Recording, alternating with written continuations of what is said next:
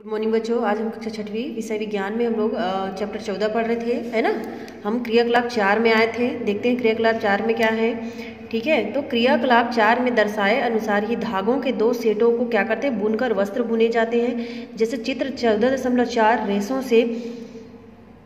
से निर्मित धागे ही वस्त्र के मुख्य आधार हैं और धागे वास्तव में कागज की पट्टियों की तुलना में बहुत पतले होते हैं। यहाँ देखो, ये सघन रचना है ना, बहुत ज़्यादा, मतलब एकदम घना रचना है।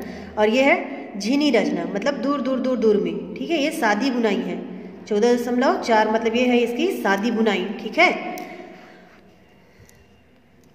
अब यहाँ देखेंगे कि धागों को लंबाई चौड़ाई में आपस में गूंथ कर वस्त्र का रूप दिया जाता है और धागों से वस्त्र का निर्माण करने की अनेक विधियां हैं, जिनमें से प्रमुख क्या है, करघे से बुनाई, है ना। पहले हम लोग धागे बनाते हैं, धागे से हम लोग कपड़े की बुनाई करते हैं। तो देखो, करघे से पहले बुनाई करते हैं। करघे या तो हस्तचलित होते हैं अथवा विद्युत चलित, दोनों हो सकते हैं ना।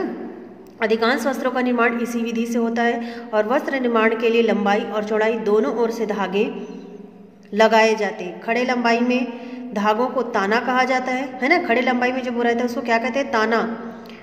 ठीक है, और चौड़ाई में उसको बाना बोलेंगे, है। और चौड़े चौड़े में धारों को बाना कहते हैं, उसको ताना बाना, धागों का ताना बाना। ठीक है, तो इन्हीं धागों को क्या करते हैं, आपस में फंसाने की क्रिया के द्वारा ही वस्त्र का हम क्या करते हैं, निर्माण होता है। हाथ करघे के आविष्कार से बुनाई का काम पहले से सरल हो गया है ना। और आजकल क्या है, अधिकांश वस्त्र निर्माण करने वाले कारखानों में विद्युत चलित करघे की सहायता से, विद्युत मतलब बिजली की सहायता से जो करघे चल रहे हैं ना, उसकी सहायता से वस्त्रों का उत्पादन बड़े पैमाने पर क्या कर रहे हैं, किया जा रहा है। और सादी बुनाई में लंबाई की ओर से यदि वस्त्र को देखा जाए तो ताने का पहला धागा बाने के ऊपर, है ना। ताने का पहला धागा क्या है, बाने के ऊपर, दूसरा उसके नीचे, तीसरा फिर ऊपर तथा चौथा उसके नीचे। इसी क्रम में संपूर्ण भाग में बुनाई होती है और चौड़ाई की तरफ से क्या होता है, चौड़ाई की तरफ से भी यही क्रम रहता है ना। अब देखेंगे यहाँ सलाइयों से बुनाई मतलब नीटिंग। तो बुनाई के अतिरिक्त नीटिंग भी वस्त्र निर्माण की महत्वपूर्ण विधि है। आपने स्वेटर, जर्सी, कार्डिगन, बनियान आदि वस्त्रों का उपयोग किया होगा। ये नीटिंग द्वारा तैयार किए गए वस्त्र हैं और नीटेड कपड़ों में आवश्यकता अनुसार फैलने व सिकुड़ने की क्षमता होती है ना। उनको देखना, हमेशा सिकुड़ने और फैलने की, फैलाते हैं तो बढ़ती है कि नहीं। जैसे ललोन है ना, यही कहीं फैल कर कहीं सिकुड़ कर शरीर में फिट बैठते हैं। इसलिए खेल के क्षेत्र में ये वस्त्र विशेष उपयोगी सिद्ध हो रहे हैं। जैसे हम लोग लोअर पहनते हैं ना खेल के क्षेत्र में, है ना, वो तनता है। तो आइए इसे समझने के लिए एक रोचक क्रियाकलाप करते हैं। तो देखते हैं क्रियाकलाप में क्या है। क्रियाकलाप 5 है यहाँ पे। तो आवश्यक सामग्री क्या क्या लेनी है यहाँ पे। आवश्यक सामग्री में बुनाई की विधि से बना एक सूती कपड़ा लेना है, जैसे कि रुमाल। नीटिंग की विधि से बना एक सूती कपड़ा, जैसे मोजा। ठीक है, मोजा फैलता है कि नहीं, है ना।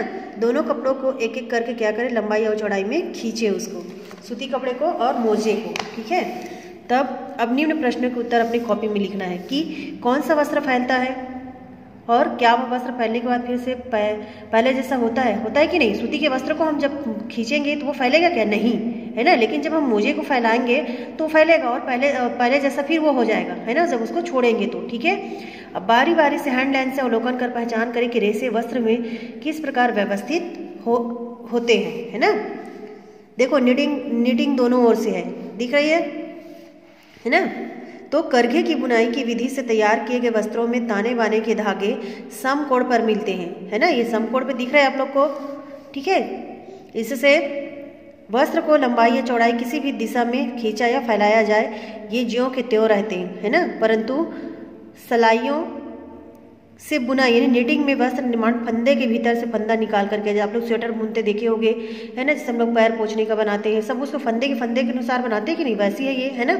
और फंदों में सभी दिशाओं में फैलने की क्षमता होती है और इसलिए जब वस्त्र पर लंबाई में खिंचाव पड़ता है तब फंदा ऊपर व नीचे फैलता जाता है तथा चौड़ाई में सिकुड़ कर पतला हो जाता है। और इसी प्रकार जब वस्त्र पर चौड़ाई में खिंचाव पड़ता है तब फंदे की लंबाई कम हो जाती है और वह चौड़ाई में फैल जाता है। नीटेड कपड़े में फैलने और सिकुड़ने का स्वाभाविक गुण रहता है, जिससे नाप उचित रहती है, साथ ही ये आरामदायक भी होते हैं, है ना। क्वेश्चन आंसर आप लोग को मैं भेजूंगी, ठीक है, लिख लेना। मैं खाली स्थान बता देती हूँ यहाँ पे क्या भरना है। ठीक है, तो देखो, कायर खाली स्थान के पेड़ से प्राप्त किया जाता है। किससे प्राप्त किया जाता है? कायर हम लोग पढ़े थे, नारियल, है ना, किससे? नारियल, नारियल के पेड़ से प्राप्त किया जाता है। दूसरा है रेशों को धागों में बदलना। क्या कहलाता है? रेशों को अगर धागे में बदलाएंगे उसको कताई कहते हैं। क्या कहते हैं? कताई। ठीक है। खाली स्थान और खाली स्थान से पादप रेशे प्राप्त किए जाते हैं, मतलब कपास और जूट। ठीक है, कपास और जूट से रेशे प्राप्त किए जाते हैं। खाली स्थान, नायलॉन खाली स्थान रेशा है। क्या रेशा है? कृत्रिम। कौन सी रेशा? ये कृत्रिम रेशा है। ठीक है, ये हो गया, यहाँ से खाली स्थान कंप्लीट हो गया है। क्वेश्चन आंसर आप लोग लिख लेना। ठीक है, मैं भेजूंगी। ये पार्ट हमारा जो है 14 है ना, चैप्टर 14 जो है वो कंप्लीट हो गया, और कॉपी आप लोग कंप्लीट करना। ठीक है।